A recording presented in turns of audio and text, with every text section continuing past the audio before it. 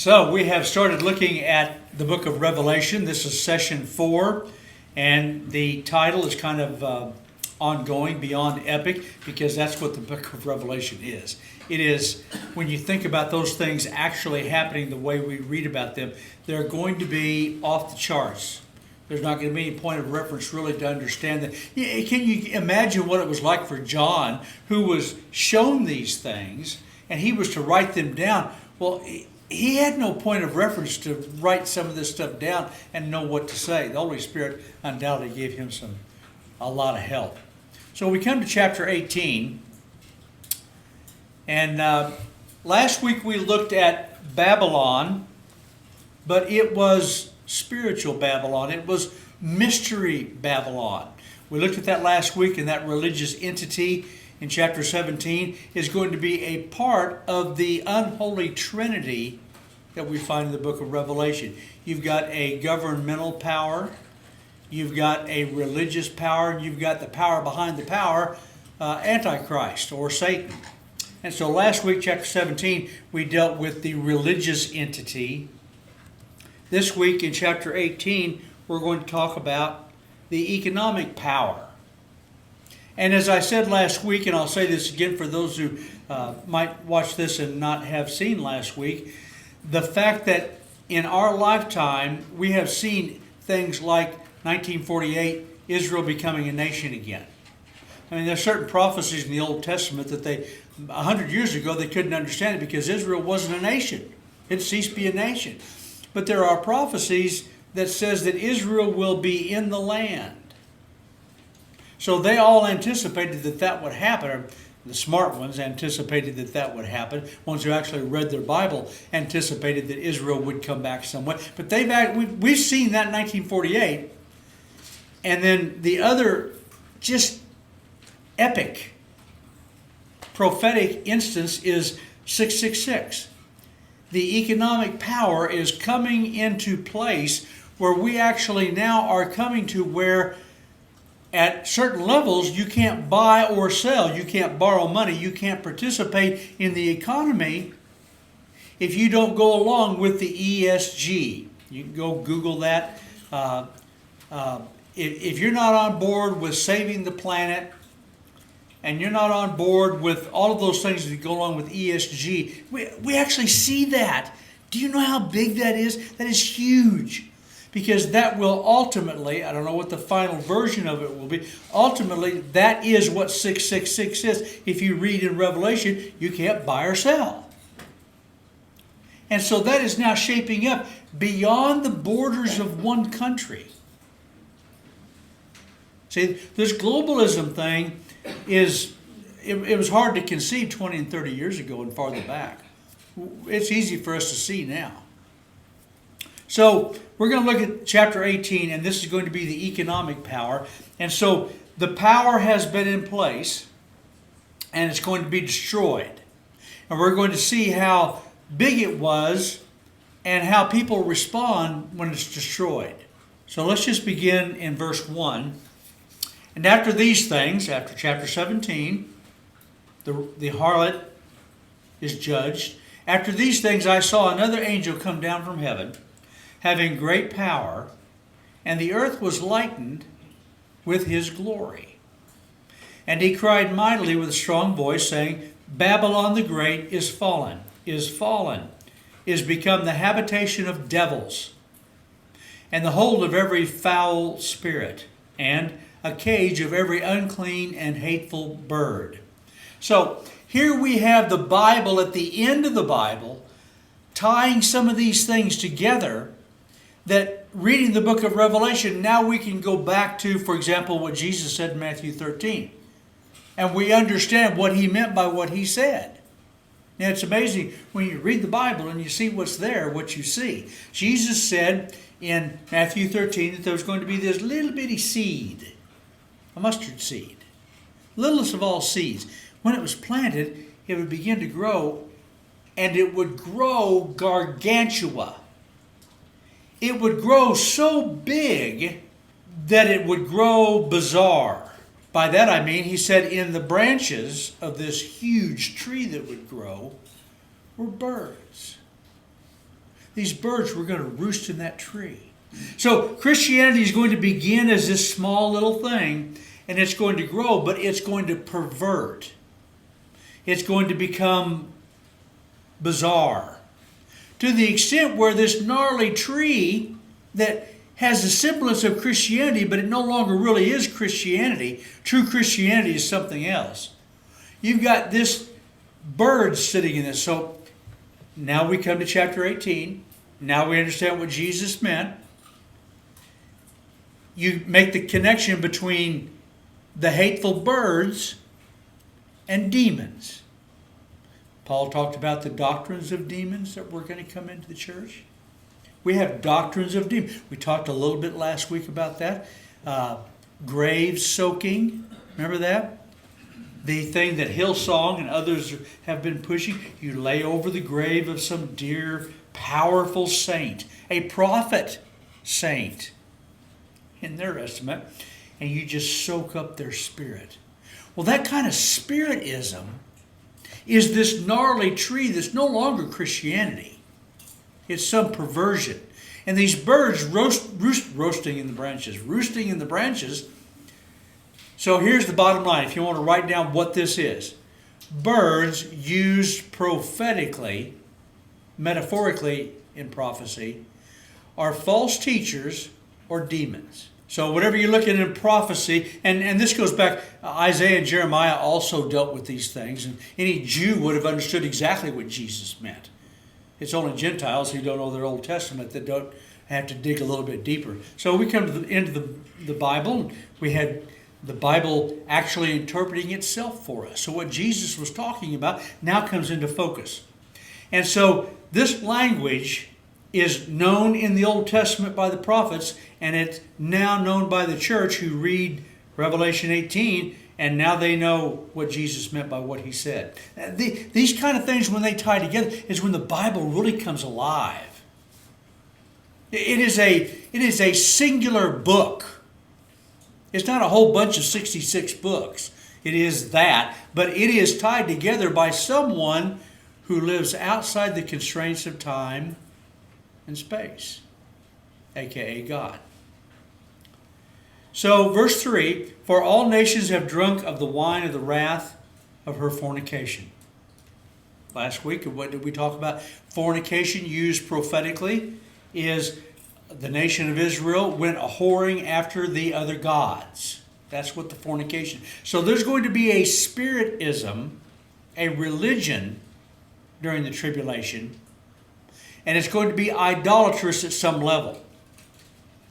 Again, last week we talked about the Ten Commandments event that the United Nations just had on what they think is Mount Sinai.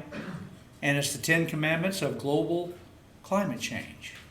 How we need to protect the earth. This is religious. Let me show you how radical the religion is. Now I want to be careful here because I don't want anybody to hear me say what I'm not saying. Okay? You can be a non-meat eater, and that's okay. Right? They go by various terms, vegetarian or vegan. They're not the same thing. There's a very grave difference between those things. Just ask one of them, and they'll tell you what the difference is. So I'm not saying there's anything sinful or wrong about being a non-meat eater. I'm saying you're missing out on a whole lot of joy, but I'm not saying there's anything wrong with that. Okay?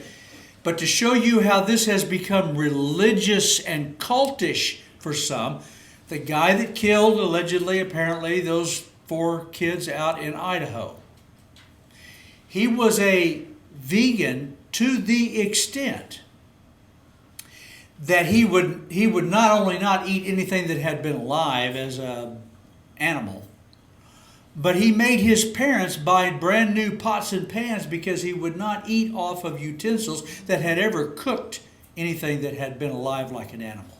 No problem stabbing with a knife 4 innocent kids, but I'm not going to eat an animal. I'm trying to point out that is cult-like.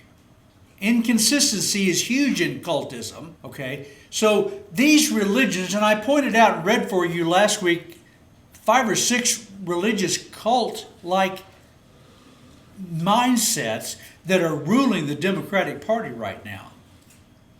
And by the way, I told you last summer that you needed to vote and vote the right way, but it won't make any difference. We're seeing that now, right? The rhinos in Congress versus the few who want to do the right thing in the Republican Party. We're not going to get anything done, which some have argued a gridlocked Congress is the best thing that can happen to America. When they can't do anything, they can't screw it up any worse. Okay, there's that. But America is already under the judgment of God. He's taken his hand off America. So I tell you that for the same reason Jesus told the Matthew 13 parables to the disciples. You don't need to be surprised about what's going on around us. This is, the old saying is, you probably get tired of me saying this. It's true. A people get the leaders they deserve. Now, you and I may not deserve what's in Washington, but America has made its voice known. They have tolerated, put up with, voted in. We're getting the leaders we deserve. We're getting exactly what we all knew we were going to get if it happened. And it has happened. So, these nations have drunk the wine. Okay, it's easy to interpret. What does wine do? Wine begins to take over. Wine begins to stop you making decisions, and something else is going to decide for you. That's what happens when they get into this idolatrous, cult-like climate change, kill the babies, all of that. When they get into that mindset, it's going to take them over. And they have drunk the wine of the wrath, and so this is the opposite side of that. The wrath of God has taken charge. God has poured out his wrath. Remember those bowls of wrath that we read about? It was visualized as God giving these angels the wrath he's been storing up. See, nobody's getting by with anything. And these angels poured that wrath out on the earth. And that was a terrible thing for these, in chapter 17, for this harlot and the religious people who followed her. But notice, and all the kings of the earth have committed fornication with her, and the merchants of the earth, so we're moving into the economic power, 666, buy nor sell. And the merchants of the earth are waxed rich through the abundance of her delicacies. So during the tribulation, there's going to be the haves that are going to get a whole lot more have. There are going to be some rich people who are going to get a whole lot more rich. And I heard another voice from heaven saying, "Come out of her, my people." Now, you know that the church is not mentioned after Revelation chapter 2 and 3. That's the church age. Church is not mentioned again until we get to the bride of Christ. And then it's the bride of Christ. Come out of her, my people. This is trigger language for the Jews. 144,000, whatever Jews will follow them. The Jews are being called to get out from among these religious cultists during the tribulation. That ye receive not of her plagues, for her sins have reached unto heaven. What does that sound like to you? And God hath remembered her iniquities. This is language that takes you back to the Tower of Babel. It's a perfect picture of that. Yep. So the Tower of Babel, Sodom and Gomorrah, God reaches a certain point when his judgment will be unleashed. We haven't reached that yet. And me, like a whole bunch of people I know, are asking, how long, O Lord? Which is what happened to Israel in the book of Exodus in bondage. How long, O Lord, are you going to wait? I think that's a legitimate question. You know, you want to be careful how you ask the question. You don't want to be arrogant about it because he does know what he's doing, right? And he's going to work the plan. He's not going to get ahead of it just because I want him to. For her sins have reached to heaven, and God hath remembered her iniquities.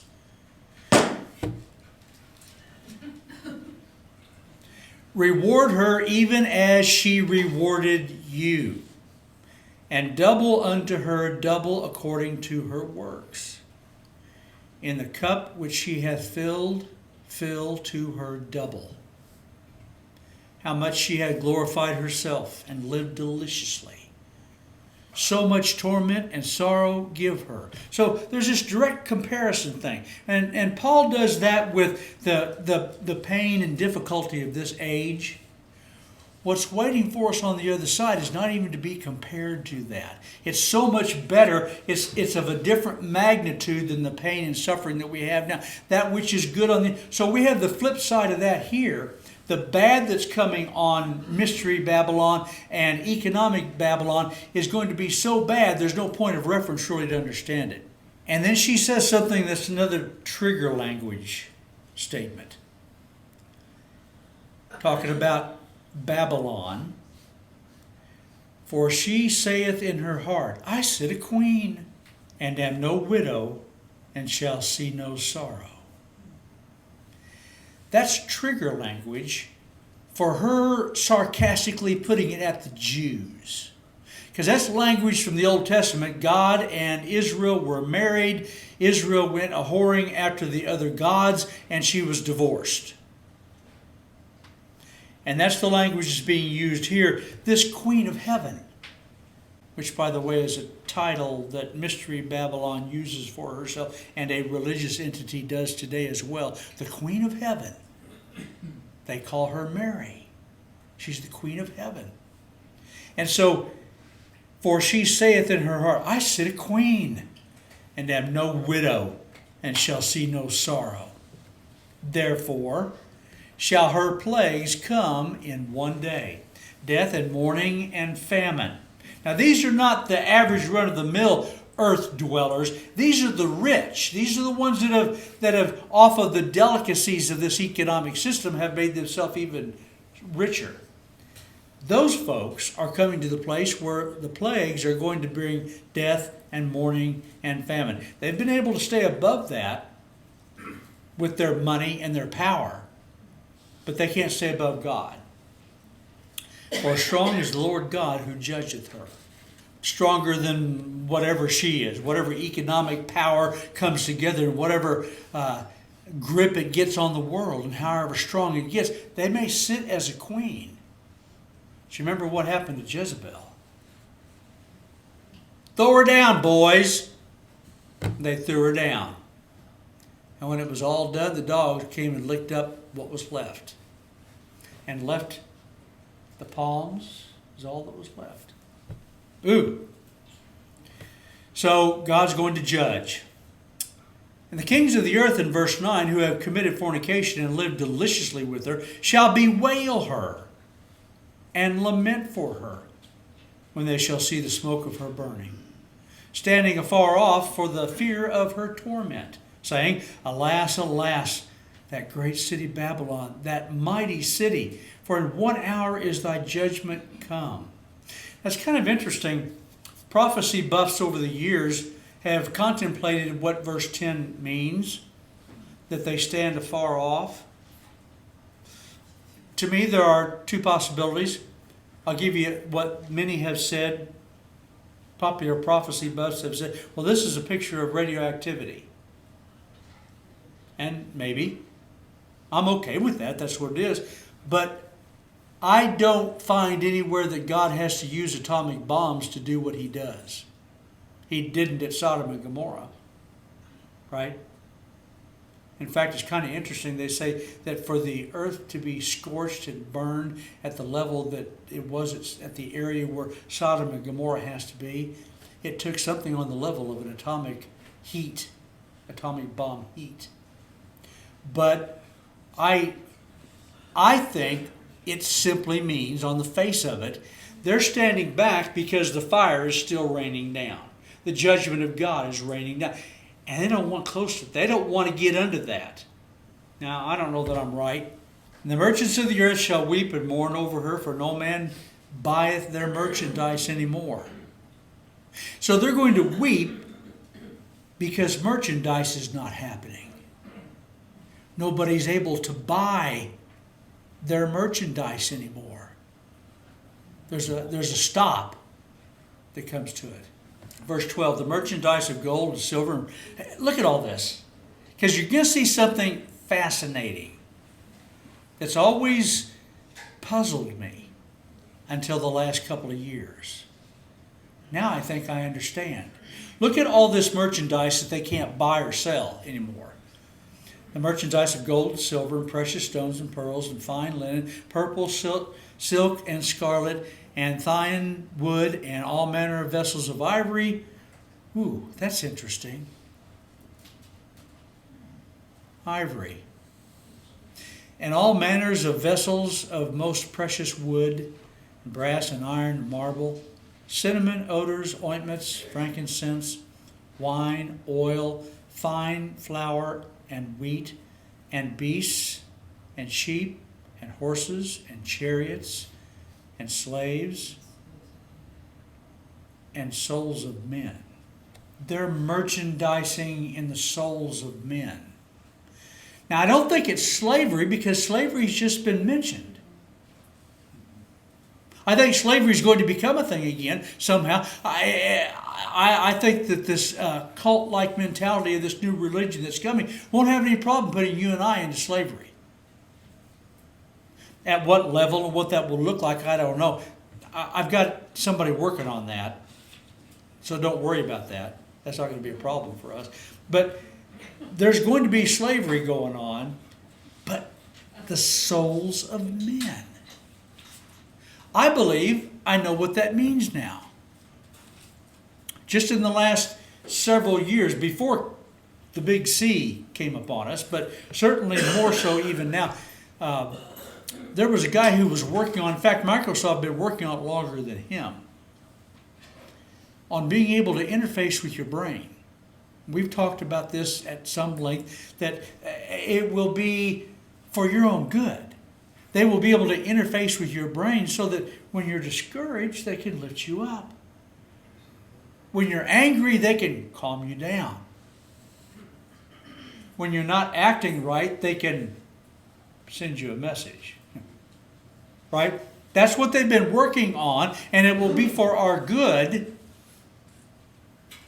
the souls of men. Now, I don't know what that will look like in the end, but I see the faint outline of it here, whatever it is. And it may be the worst thing ever. So we already know that all of those who are earth dwellers are going to be in this cult, and they're going to take the mark of the beast, 666. They're going to have to, or they won't be able to buy or sell. So once they do that, I'll just leave that with you for your contemplation. It's the darkest thing that I think I see in the book of Revelation. But anyway, if it's bodies, what would you think that means? Well, there's maybe an even more obvious answer. I need a kidney from somebody. I need a gallbladder from somebody. I need a brain. Yeah, I've always wondered, those people who have a transplant of a liver from a pig, do they have any abnormal desires? And like, they prefer ear of corn, or I don't know. Well, so you can't lose your soul in the sense that it's not attached, but right. You can lose your soul in that you can't go to heaven. Yeah, you go to hell. Yeah. Yeah, so that soul is... Yeah, that's another flavor of it. That's an interesting take. What does it mean to be human? Charlie Kirk, I heard him recently talking about it. He said on college campus, he puts that question out there to college professors and students. What is a human being? And they really can't deal with that question. To them, it's a lump of cells that came as a result of chance. But if a human being is a soul and there is a God who made us, that makes us something else altogether. And so if a human being, this is a great thing to deal with an atheist, if a human being is only just a lump of cells, we're all just a matter of chance, doesn't mean anything, there's no meaning in the universe, why can't I just shoot you? Who says that's wrong? If they were the one I was going to shoot, they might, but if they were the one doing the shooting, you see, morality, an atheist does not have an answer for why something is right or wrong. The best they can do is say, in a given culture, in a particular society, says this is unacceptable, and we'll throw you in jail if you do this. But right and wrong, morally, they have no concept of that. Cannot. In their worldview, there cannot be morality. So again, why don't I just shoot you? Okay, our time is gone, so we will stop there and pick it back up next week. You see some fascinating things as we come to the end of this book. And that's the thing about Revelation, the Bible indeed. All of the loose ends are tied up by the time we get to the end. Even more so as we get to Revelation 21 and 22. Everything introduced in the early chapters of the Bible, those loose ends are tied up neatly by the time we get to the end. All right. You have listened well.